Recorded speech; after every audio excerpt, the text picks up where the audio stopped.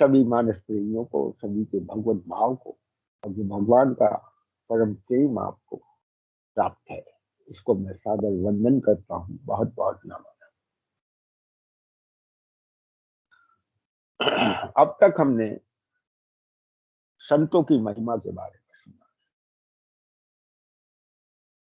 विभिन्न प्रकार से गोस्वामी जी ने अनेक जो पहलू हैं हमारे जीवन के, उनके ऊपर विचार करते हुए संतों की महिमा गाई।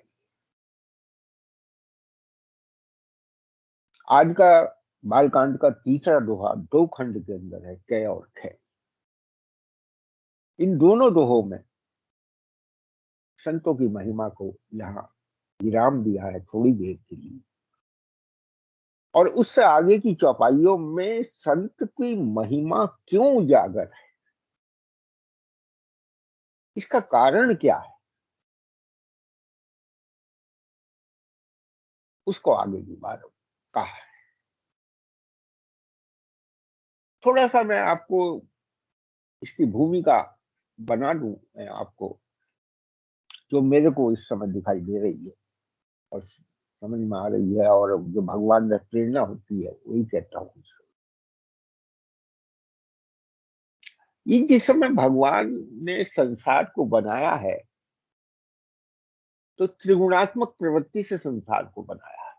माया और गुण, माया गुण गोपाल, इंद्रिया माया और गुण, इनसे बना हुआ।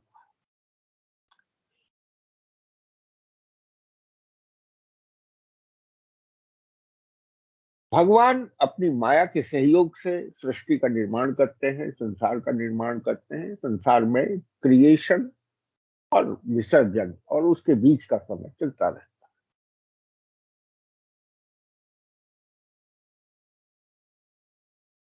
अब इसमें देखने की बात यह है कि भगवान ने जो गुण रखे हैं, उन गुणों का उजागर हमें कैसे होते हैं। गुण होते हैं हमें स्वभाव से,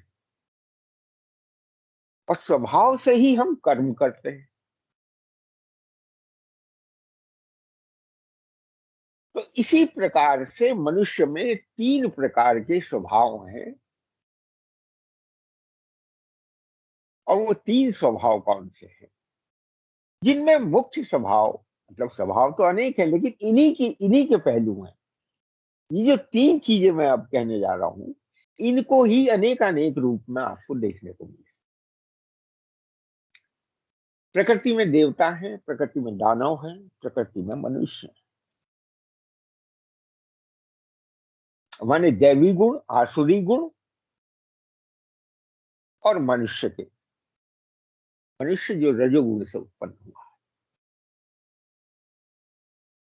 दैवी गुण का एक ही विशेषता है, उसमें केवल देना होता है। देवता वो है जो देने की बात सोचता है, देने के ही मन में रहता है। माने उसका जो पूरा रुझान है वो देने के अंदर है। आसुरी वृत्ति के लोग जो हैं, उनका पूरा रुझान लेने के अंदर। सीधी सादी तरह से ना मिले तो छीन के ले लो, लेकिन ले लो। इसके विपरीत एक मनुष्य का है, जिसके अंदर दैवी गुण भी हैं और आसुरी गुण भी हैं, दोनों हैं उसमें। और उनको कहा गया है जिनमें देना और लेना दोनों समान रूप से है। हाँ, कभी देने की भावना ऊपर हो जाती है, कभी लेने की भावना।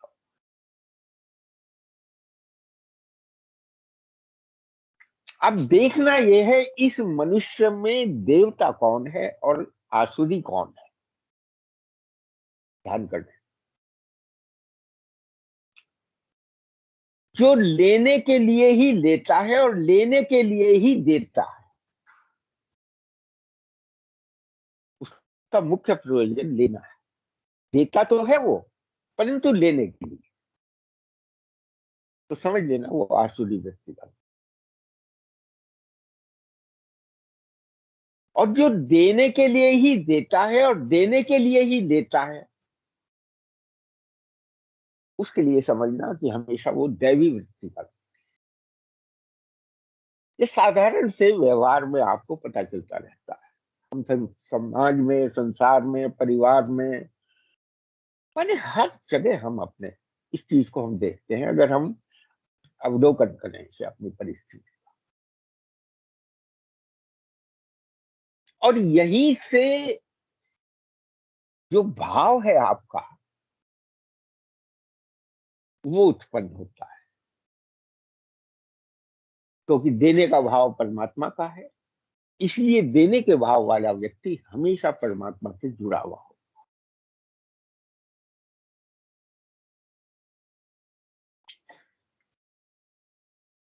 और जैसा कि गीता में भगवान ने कहा है कि मैं ही देवताओं के द्वारा सब कुछ दे देता हूँ। जो देवताओं की पूजा भी करते हैं भिन्न भिन्न, वो भी एक मायनों में है परोक्ष रूप से भगवान की ही पूजा करते हैं। उसको आप ज्यादा डिस्कस करने की यहाँ कोई ऐसी आवश्यकता भी नहीं है, क्योंकि सभी गीता के सत्संग में कहीं ना कहीं जुड़े हुए हैं। और इसी भाषा को गोस्वामी जी ने दो शब्दों में ढाला है, एक है संत और एक है असंत।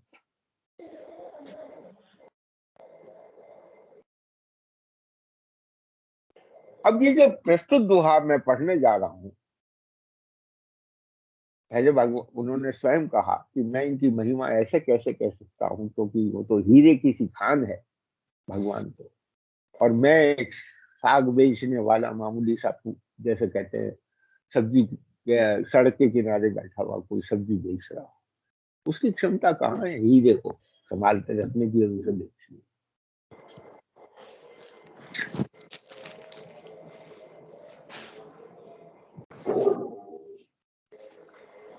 आप म्यूट कर दीजिए प्लीज, हाँ डिस्टर्बेंस होगी। Thank you.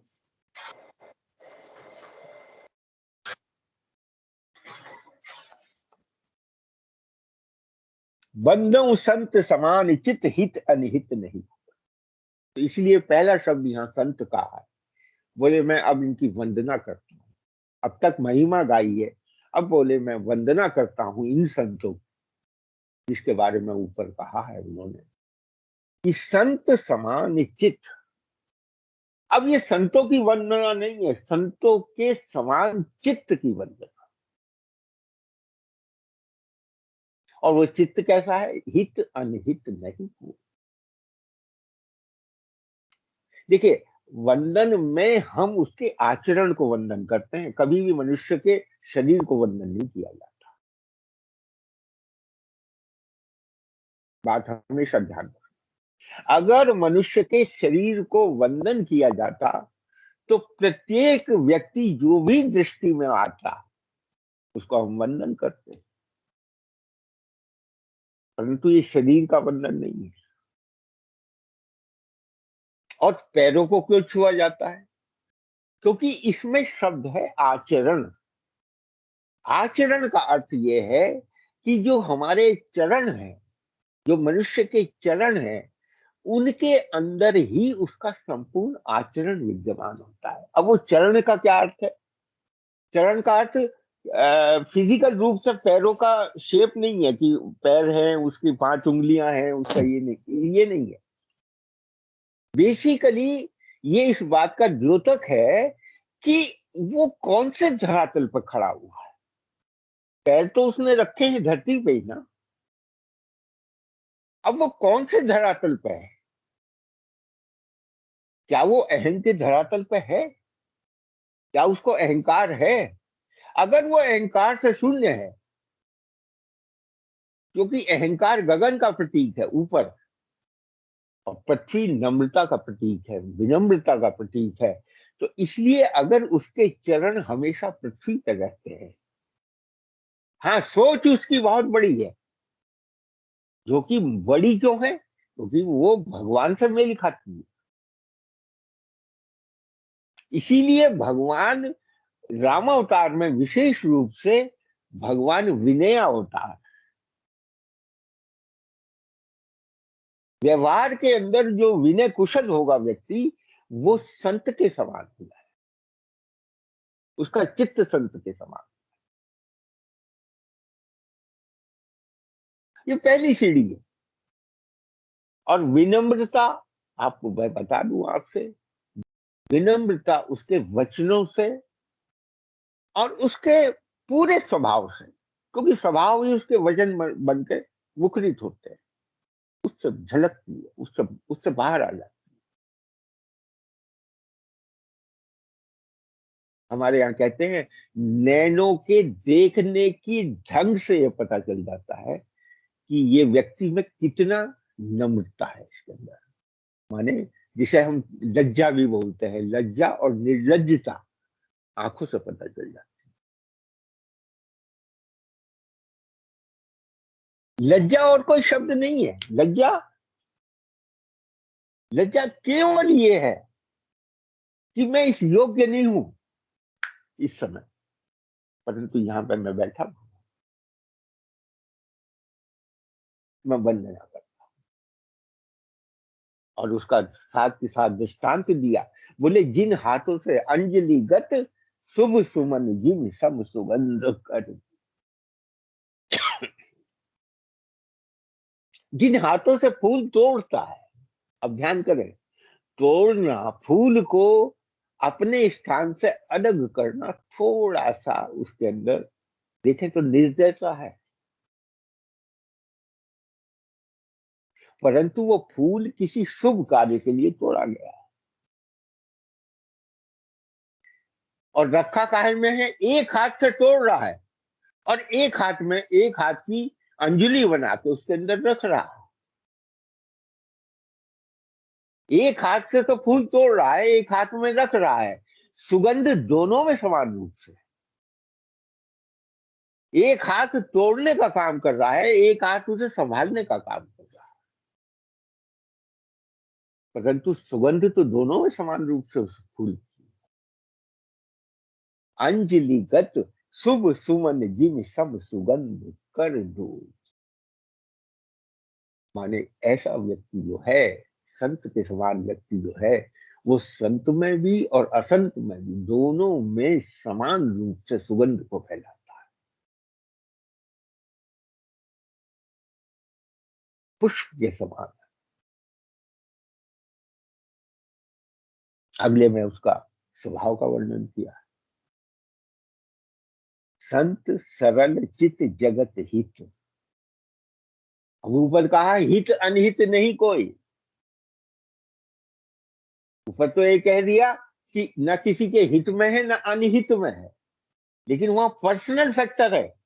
अब यहां क्या कहा है, संत सरल चित जगत हित। संत का स्वभाव कैसा है कि सरल चित्त से तो सरल होगा, बिल्कुल ऐसा दिखाई देगा सीधा साधा भी, और होता भी सीधा साधा है, परंतु सर्वभूत हित ही रता होता है।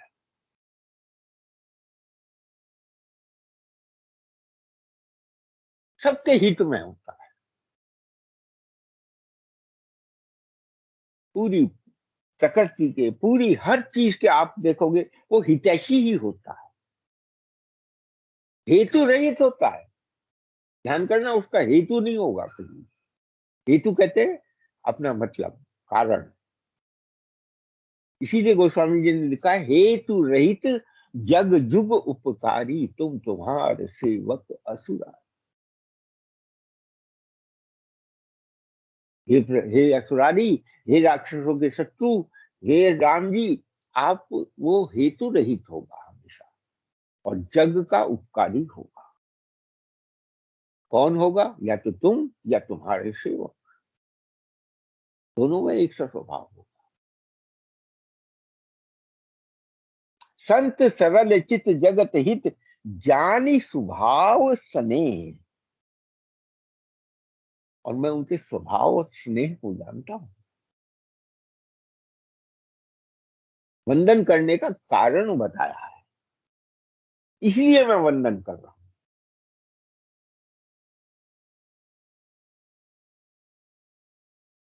वंदन संत, कहा ना ऊपर, इसलिए दो दोहों में कहा, एक दोहे में बात पूरी नहीं हुई तो दो दोहों में कहा कि संत सरल चित जगत हित जानी स्वभाव स्नेह, स्नेह युक्त स्वभाव। आगे बाल विनय सुनि करी कृपा, ऐसे संत लोगों से मेरी प्रार्थना है कि मेरी विनय को बच्चे की विनय समझेंगे। जैसा बच्चा कहता है ना कि अपनी बात को रखने के लिए अनुनय विनय करता है, बाल विनय,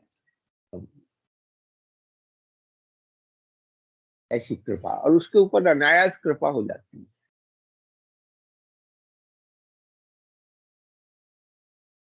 आप कभी कल्पना करके देखो कि ऐसा बच्चा जो बिल्कुल बिल्कुल एक मायने में जिसे बोध नहीं,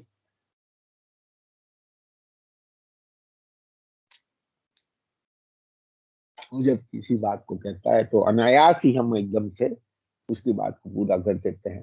तो कृपा करी, कृपा राम चरण रति, प्रभु कृपा करके मुझे राम, भगवान राम के चरणों की प्रीति दी। तो स्वामी जी ने कहीं कुछ मांगा ही नहीं, अलावा इसके कि राम चरण रति।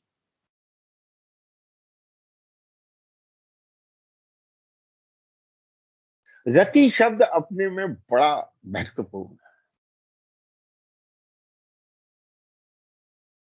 संपूर्ण कामनाओं का आधार जो है ना वो रति है।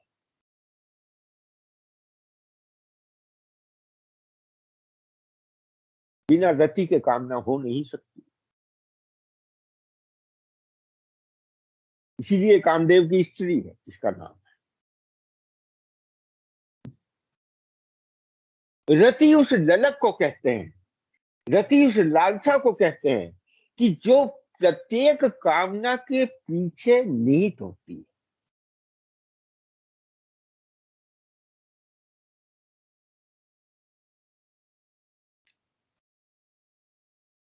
इसलिए अगर राम के चरण की, राम जी के किसी भी रूप में, राम का आचरण जो है चार रूप से है। पहले बात आप ध्यान रखिए, पूरी रामचरितमानस में ये दृष्टिगत होगा कि नाम रूप लीला और ध्यान, एक में रति हो जाए ना तो बाकी तीन में अपने आप हो जाती है। भगवान की चार ही चीजें मिलेंगी आपको। जैसे मनुष्य के जीवन में धर्म, अर्थ, काम और मोक्ष है, इसी प्रकार से भगवान की सगुण रूप से उपासना करने में चार ही चीजें मुख्य हैं, या तो उनका नाम, या उनका रूप, या उनकी लीला, और या उनका ध्यान। और सच पूछो तो मनुष्य को यही प्राप्त करना है, नाम रूपी धर्म, अर्थ रूपी रूप, और काम रूपी लीला, क्योंकि काम कर्म का प्रतीक है, और धाम रूपी मोक्ष। जिसको जीवन में ये चार चीज मिल गई, समझ लेना परमात्मा को मिल।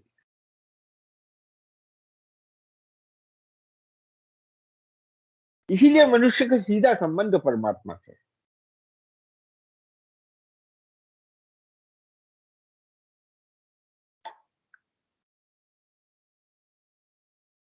ऐसी राम की रति है, इस रति के साथ कहते हैं कि ये मुझे प्राप्त हो।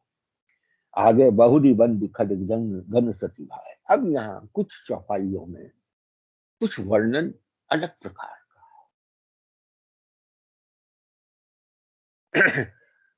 एक बात ध्यान रखिए इन चौपाइयों में, यहाँ गोस्वामी जी ने कहीं भी मनुष्य का दोष दर्शन नहीं किया।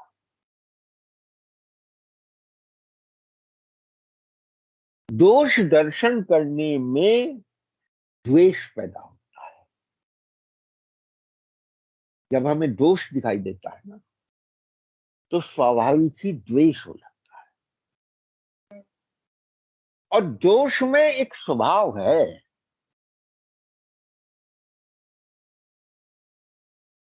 कि दोष का अकेले मनन नहीं होगा, उस दोष को आप 4 जगह कहोगे अवश्य, अगर वो द्वेष के कारण वो उजागर होके रहेगा।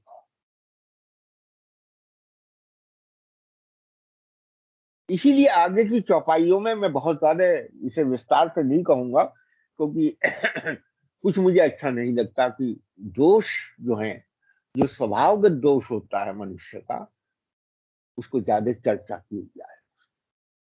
हाँ, चूंकि रामचरितमानस में है, इसलिए उसको मैं ऊपर ऊपर से लूंगा, क्योंकि इनकी गहराई में पहुंचने से ना बहुत कुछ आप फिर खो जाओगे। उसके लिए तो सारा संसार पड़ा है। रोज हमारा काम ही है भैया देखने का, उसमें क्या उसका डिस्कशन करना। यहाँ कह रहे हैं कि बहुरी बंद खल गन सती भाई, ये बिनु काज दाहिने। सत्य भाव से अब मैं सच्चे भाव से दुष्टों को परिणाम करता हूं। इसीलिए कहते हैं मैं द्वेष से नहीं कर रहा हूँ उनकी बात, उनकी चर्चा द्वेष से नहीं कर रहा, इसलिए मैं सच्चे भाव से। सती भाई शब्द कहा उन्होंने, बोले हो सकता है इसका यकीन ना हो, लेकिन मैं सत्य बात कह रहा हूं, अपने हृदय की सत्यता आपसे कह रहा हूं कि मैं सच्चे मन से उनका प्रणाम। और एक कारण है क्यों प्रणाम कर रहे हैं, क्योंकि इनके कारण से ही संत की महिमा उजागर है। अगर ये ना हो संसार में, संत की महिमा। देखिए, गुलाब का फूल बहुत सुंदर है, सतह बहुत सुंदर है, परंतु कांटों के बीच में रहकर उसकी सुंदरता और अधिक बढ़।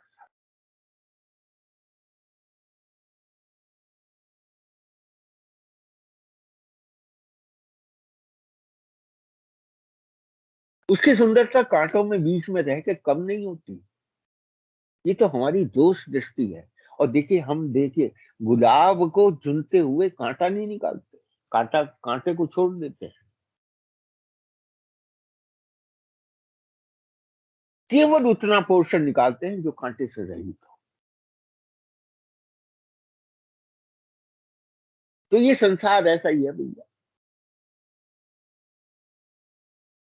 इसको ऐसे ही निकाल। बहुरी बंद दिगन कर सत भाई, जे बिनु काय दाहिने बाएं। बिना कारण से ही कभी प्रतिकूल में कभी अनुकूल परिस्थिति में दाहिने बाएं के उनका आचरण, उनका प्रतिकूल ही हो। माने हर तरह से वो दोष को देखने का ही प्रयत्न करे।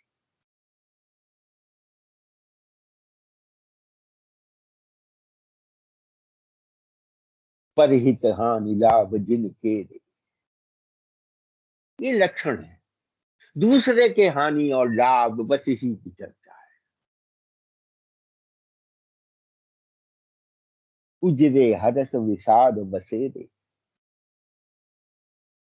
और दूसरों के हर्ष और विषाद की ही चर्चा है। हरिहर जस राकेश राहु से। हरि और हर, हरि कहते हैं भगवान विष्णु को, और हर कहते हैं शंकर को।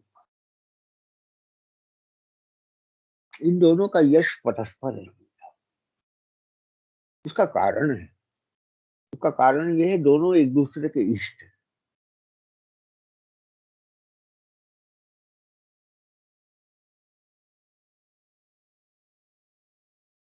उनके यश को, ये यश रूपी चंद्रमा को ना राहु के समान दृष्टि है। और ये संसार में जितना भी यश आपको दिखाई देता है ना, या तो शिव का यश है या भगवान विष्णु का है। अगर कर्म के अंदर यश दिखाई दे रहा है, तो समझ लेना कि वो भगवान विष्णु का यश है। किसी के कर्म बहुत अच्छे हो ना, और उसका यश अगर आपको दिखाई दे, तो समझ लेना वो भगवान विष्णु की तरफ। क्योंकि पालनहार जो है वो कर्मों का संचालन करता है, उस मति का संचालन।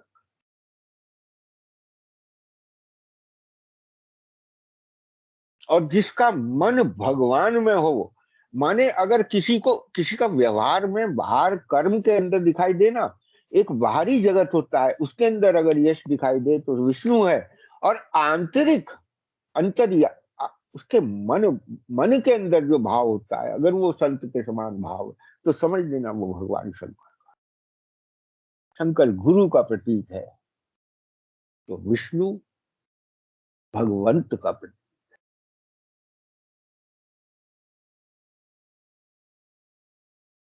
गुरु मन को बदलता है, परंतु भगवान विष्णु हरि जो है अपने कर्मों से ऐसा कर, जैसा मैंने किया है ऐसा कर, माता के लिए, पिता के लिए, भाई के लिए, परिवार के लिए, देश के लिए, राष्ट्र के लिए, सहयोगी के लिए, समाज के लिए। कहां राम जी को कहां नहीं फिट करोगे आप? ये सारा विष्णु का यश है। इसीलिए कहा है हरि हर जस राकेश राहु से, पर अकाज भट्ट सहस बाहु से। हाँ, लेकिन दूसरे का कारण बिगाड़ने के लिए सहस्त्र बाहु के समान है, तो सहस बाहु राक्षस।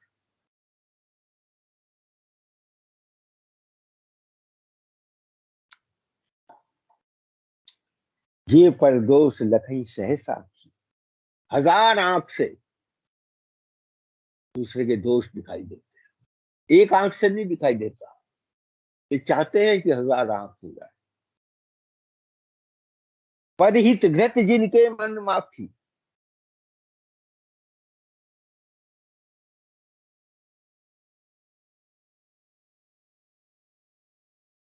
मैं दूसरे का अनिहित होता हूं ना,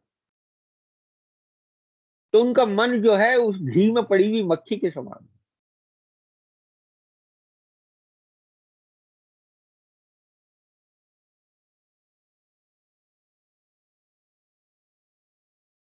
हेलो, मेरी आवाज आ रही है ना?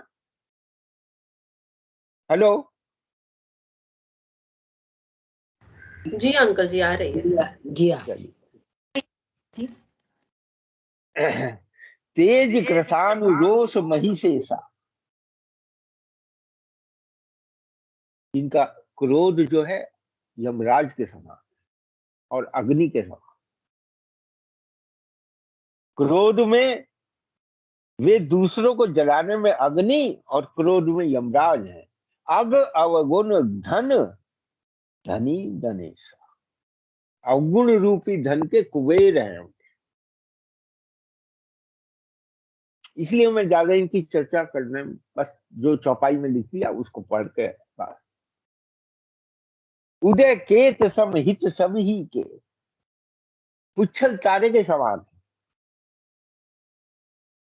किसी का हित होता हो ना, उसका नाश करने के लिए, जैसे आकाश में पुच्छल तारा दिखाई देता है ना, तो हम उसे शुभ नहीं मानते।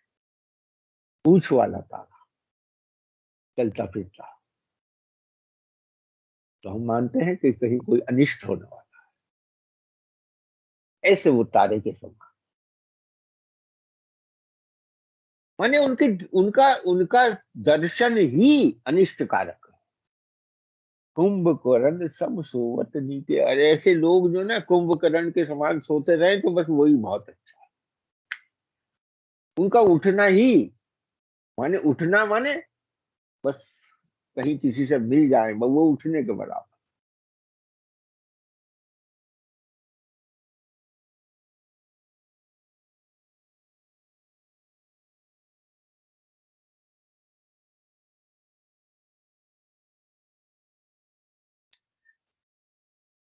पर अकाज लगी तन पनु हरे, अब ये इसमें बहुत सुंदर कहा है। दूसरे का नाश करने के लिए वो ओले भी बन जाते हैं। ओले का स्वभाव क्या है?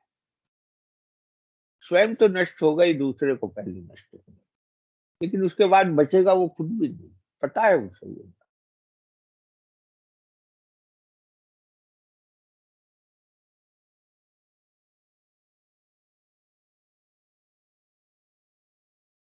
पर अकाज लगी तन पर हूँ, जिमि होम उपज कृषि दली कर। जहां जिस खेती पे पड़ जाएगा उसे खत्म कर दे। पन्नों खल जस शेष सरोसा, हजार मुख वाले शेष नाग जी जो हैं उनके समान समझ कर मैं प्रणाम करता हूं, क्योंकि वे पराये दोषों को हजार मुख से वर्णन करते हैं।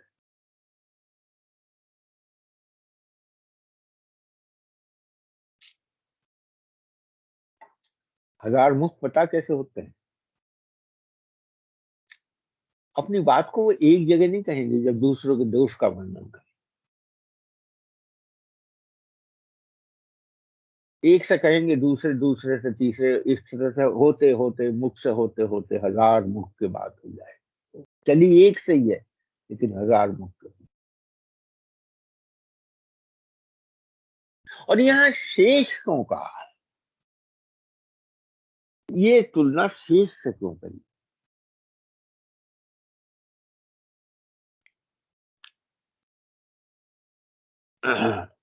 देखिए, सर्प के कहते हैं कि जो आगे का फन का हिस्सा है, जो उसका मुख कहलाता है, उसके अंदर विष होता है।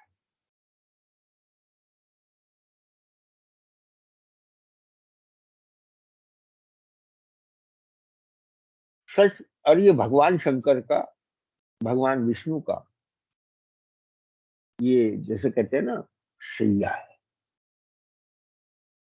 भगवान विष्णु ने तकिया किसका लगाया है? शेषनाग के फन का। और बाकी पूरा शेषनाग जो है उस पर भगवान का पूरा शरीर है, मतलब देह जो है वो पूरी उसमें है। और सिर जो है उनका फन के नीचे है, जो कि हमें शेषशाही भगवान जो है उनकी दर्शन करने में प्राप्त हुई। ये किस चीज का प्रतीक है भैया? ध्यान से देखें। क्योंकि शेषनाग का जिस समय भगवान लक्ष्मण जी के रूप में अवतार हुआ तो वो जीवात्मा कहलाई। भगवान अकेले नहीं रहते, भगवान जीवात्मा के साथ रहते हैं। और जीवात्मा को अपने सिर के नीचे रखते हैं, अपने से नीचे रखते हैं, अपने साथ रखते हैं।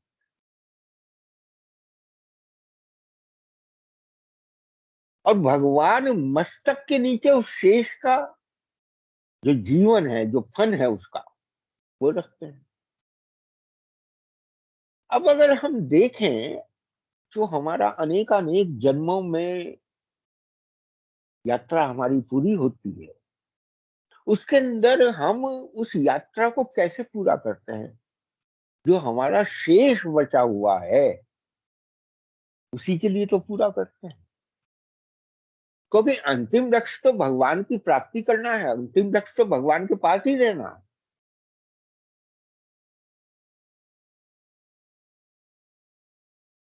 इसलिए भगवान अपने मस्तक के नीचे हमारे पूरे शेष को रखते हैं। जीवात्मा का जो शेष है ना, उसको अपने मस्तक के नीचे रखते हैं।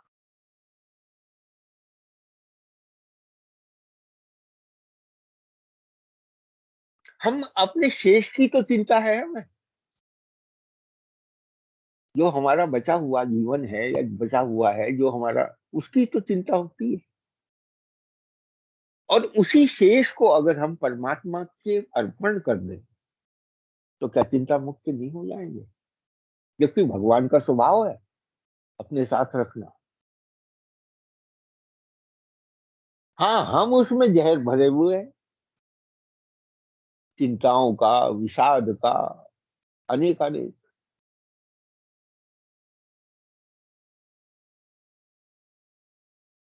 तो अगर हम ध्यान से इस बात को कभी स्मरण सोचें, इसका मनन करें, तो भगवान तो कितने दयालु हैं कि कभी हमारे को छोड़ते ही नहीं। लक्ष्मी जी को एक दफा कह देते हैं, जा तू अपना काम कर।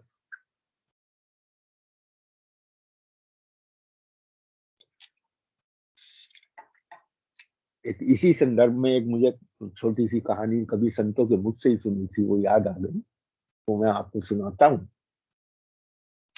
कि एक बार ऐसे ही भगवान विष्णु जो है शेष शैया पर शयन कर रहे थे।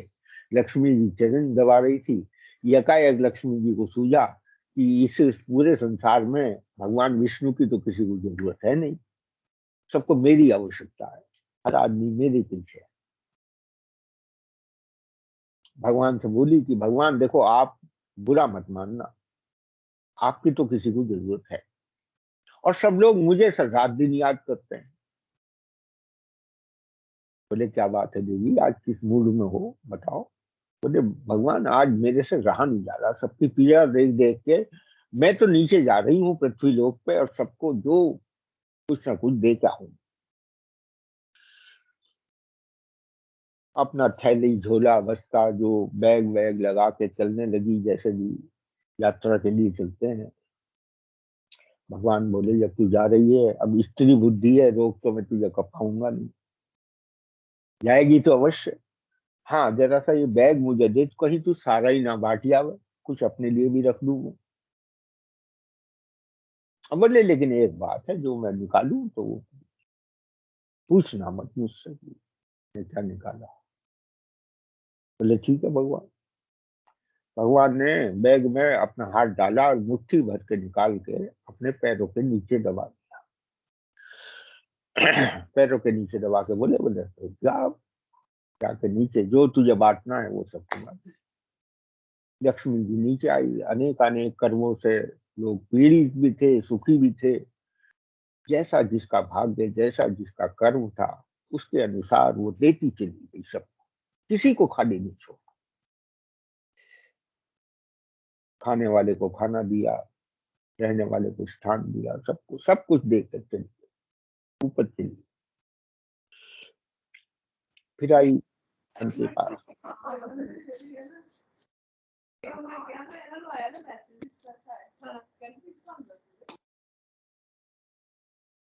तो भगवान के पास पहुंची। अब स्त्री स्वभाव, रहा नहीं गया कि भगवान ने सब कुछ बांट ही, पता नहीं भगवान ने क्या रखा। और भगवान से अनुनय विनय करी कि प्रभु बता दो अब तो कि क्या आपने रखा आपने। मैंने लक्ष्मी, तू कितना ही बांटिए, ये माया के स्वरूप में तेरा पूरा सब जगह सत्कार होगा, और भ्रमित भी करेगी तू सबको। परंतु जो जीव के मन की शांति है ना, वो तेरे से नहीं मिलने की, वो मेरे से मिलेगी। इसलिए मैंने जीव के मन की शांति जो है वो अपने पैरों के नीचे रखी। और ये वास्तविक धन जो है वो तो जीव के मन की शांति है। तो ये जीवात्मा जो है रहता परमात्मा के साथ है।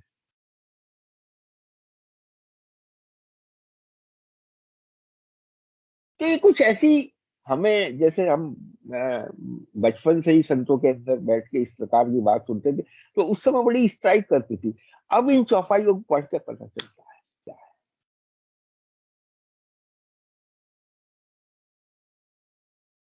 शेष के समान पुनि प्रणव पृथुराज समान, राजा पृथु के समान 1000 कान मांगते हैं वो काय के लिए, पर अग सुनई सहस दस का, दूसरों के पापों को सुनने के लिए। राजा पृथु ने तो भगवान के यशोगान के लिए मांगे।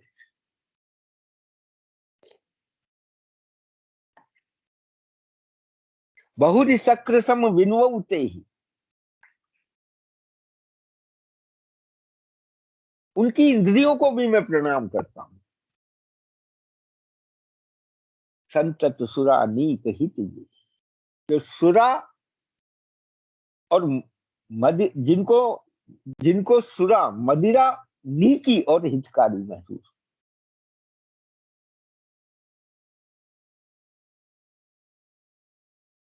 इंद्र के लिए उसकी सेना है ये सुरानीक जो है। इंद्र की सेना क्या है भाई? इंद्र इंद्र कहते हैं इंद्रियों के राजा को। तो समस्त इंद्रियां जो हैं उसकी सेना, ये इंद्र को बहुत प्रिय है। और मदिरा की एक विशेषता है, मदिरा की विशेषता यह है कि मदिरा के बिना व्यक्ति नहीं रह सकता, चाहे उसका क्वांटिटी कम से कम हो, लेकिन वो उसके स्वभाव में आदत की तरह से। इसी तरह से जो इंद्र की सेना हमारी इंद्रियां हैं, वो किसी ना किसी अभ्यास में रहती। देखिए, इस चौपाई को समझना, जरा सा गहराई से समझना इसे। दोनों चीज, आप संसार का आनंद लेंगे वो भी इंद्रियों से लेंगे, और परमात्मा के भक्ति का आनंद लेंगे वो भी इंद्रियों से लेंगे। बस आदत पड़ने की बात अलग।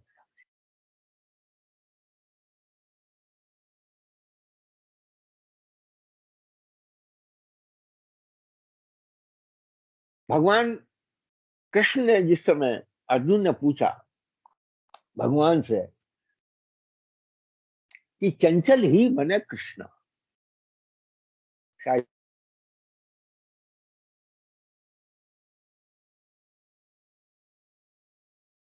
जिस समय वो कहते हैं कि चंचल ही मन कृष्ण, भगवान कृष्ण कहते हैं कि वाकई में अर्जुन, मन बहुत चंचल, और वायु के समान इसे कंट्रोल करना बहुत मुश्किल। परंतु भगवान ने एक युक्ति बताई, बोले अभ्यास न तुझ कौन थे। भगवान ने कहा अभ्यास करने से मन जो है ना, कंट्रोल में आ जाता है, और अभ्यास करने से वैराग्य अपने आप उत्पन्न। वैराग्य का अर्थ ये नहीं है छोड़ना, वैराग्य का अर्थ ये है कि और सी चीजों का अपने आप से छूटना। अब आपको अगर एक चीज की आदत पड़ जाए तो और चीजें अपने आप छूट जाती हैं। इसी प्रकार से ये जो हमारी इंद्रियां हैं, अगर इन्हें भगवान की आदत पड़ जाए तो और चीजों से ये अपने आप छूट जाएगी। आप करके देख लो इसे। अभी हमें इंद्रियों को भगवान के लिए बाध्य करना पड़ता है, उसी को शायद अभ्यास कहते हो। लेकिन अभ्यास शब्द के अंदर ही करते करते करते करते अभ्यस्त हो जाता है। अभ्यस्त कहते हैं आदत का पड़ना।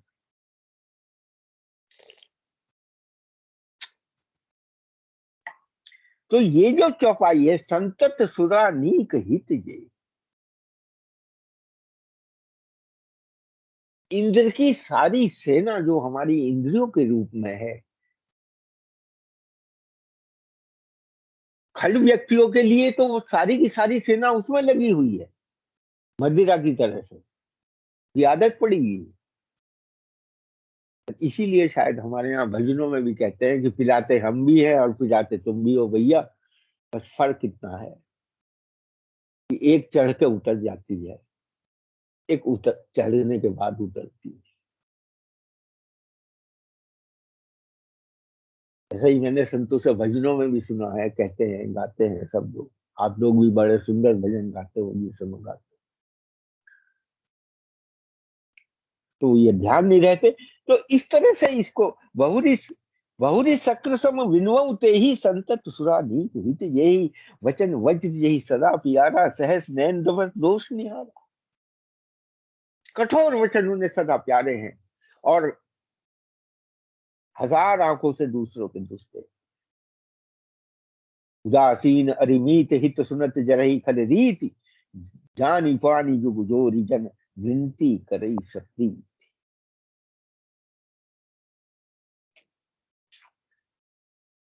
किसी का भी हित नहीं चाहते ऐसे लोग जो हैं। इसलिए वहां दोनों हाथ जोड़ के प्रेम पूर्वक उनसे ये विनय करता हूं। अब विनय क्या करते हैं, मैं अपनी जिसकी नहीं हो रहा, मैंने तो अपनी कवि और से विनती की है आपको, तीन निज और न लाई बुभो, ये तो अपनी ओर से कभी चुकेंगे नहीं। बालस बायस पाले ही अति अनुराग। अब ये विनती गोस्वामी जी हम सबसे कर रहे हैं। भैया एक बात बताओ, कोए को पालने के बाद आप किसी कोए को रोज दरसा खिलाना शुरू कर दो, क्या कभी वो निरामिष हो सकता है, मतलब वेजिटेरियन हो सकता है? उसे जहां कहीं भी गंदगी दिखेगी वहां झपट पड़े।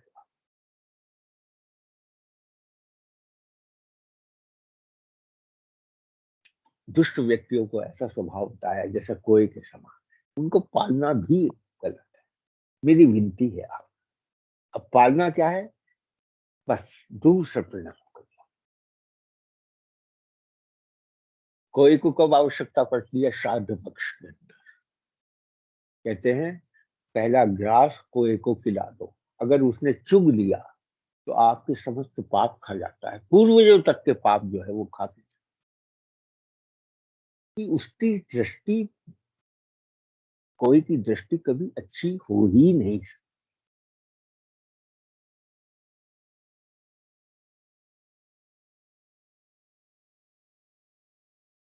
बंदम संत असज्जन विचार।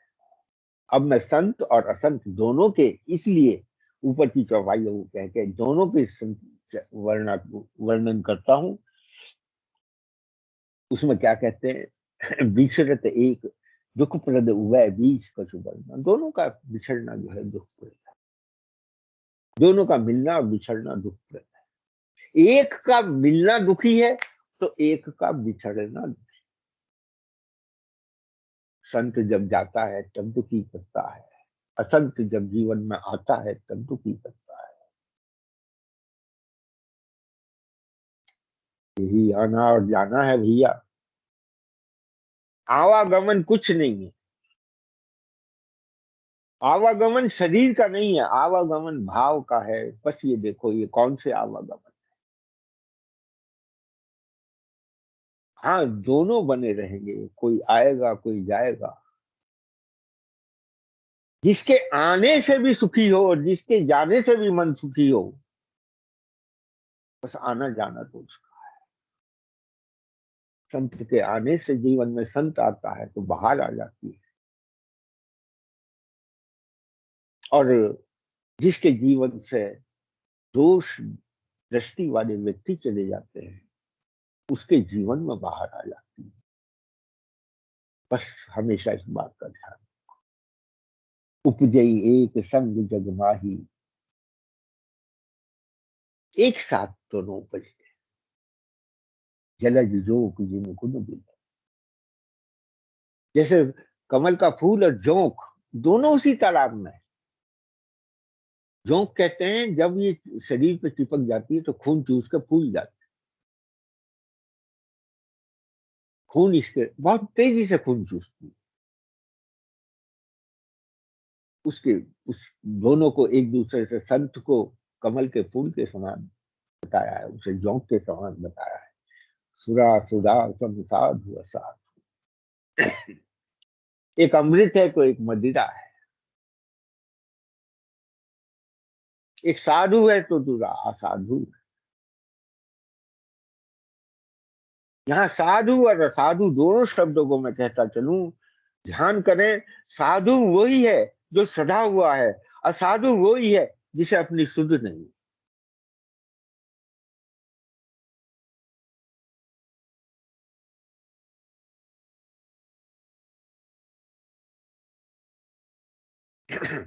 जिसे अपनी सुध नहीं वो क्या साधन करे, और जो सधा हुआ है उसका समस्त साधन जो है वो सिद्ध हो जाता। जनक एक जग जलधि लगा, एक ही समुद्र से दोनों निकली हैं, मदिरा भी और अमृत भी। दोनों का उद्गम स्थल एक है, क्योंकि ये मानव जीवन भी उसी मंथन का परिणाम। ये देवासुर संग्राम है, उसी से मंथन से अमृत भी निकलता है, उसी के मंथन से मदिरा भी निकलती है।